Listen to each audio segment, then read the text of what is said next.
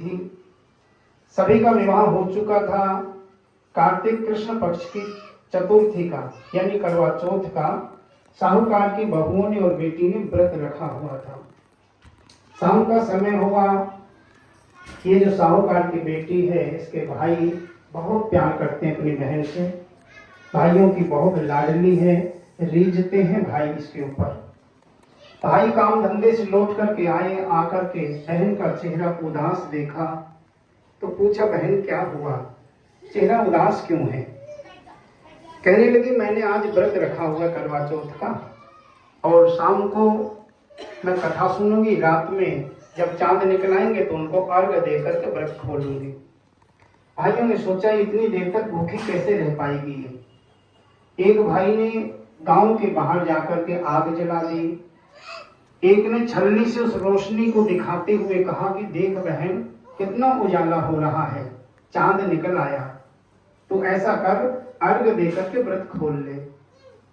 ये अपनी भाभीियों के पास में गई।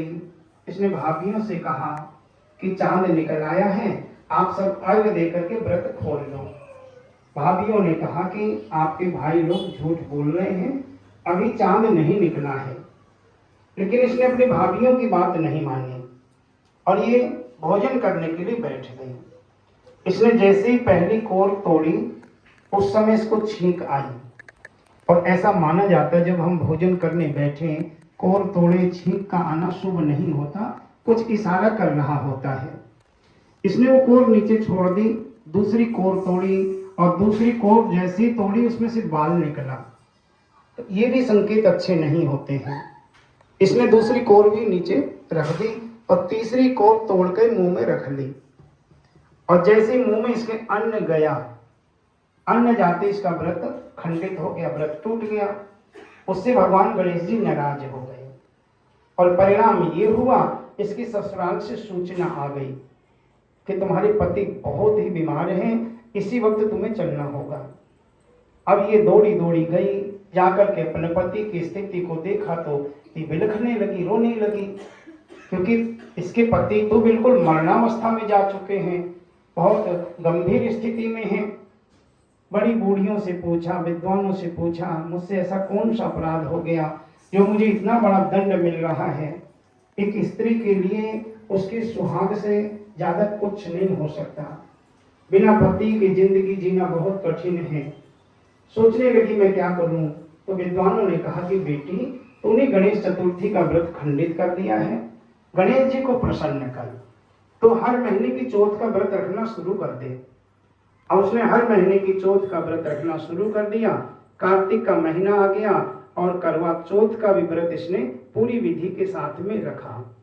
इस बारी कोई चूक नहीं होने दी। समय से सारे कार्य किए, बड़ों का मान सम्मान किया, आदर सत्कार किया। जो कथा सुनने की विधि है, इसने विधि से कथा भी सुनी और रात में चंद्रमा को अर्घ दे करके व्रत खोला तो भगवान गणेश जी प्रसन्न हुए। और गणेश जी ने कहा कि बेटी मांगो, तुम्हें क्या चाहिए।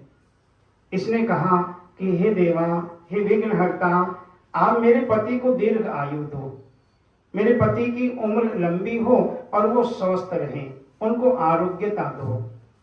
और जो भी माताएं बहनें आपके इस व्रत को रखें, उनको आप अखंड सौभाग्यवती रहने का वरदान दें। गणेश जी ने कहा तथास्तु, ऐसा ही होगा।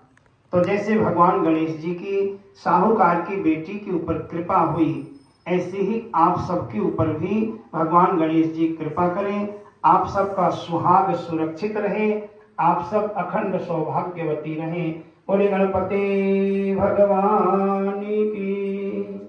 अब ये चावल या तो कलश में डाल लो या अपने पल्लू में बांध लो। आप रात्रि में जब चंद्रमा को अर्घ देंगे, उस पानी में डाल करके ये अर्घ आपने देना है। अब जोत जला लीजिए।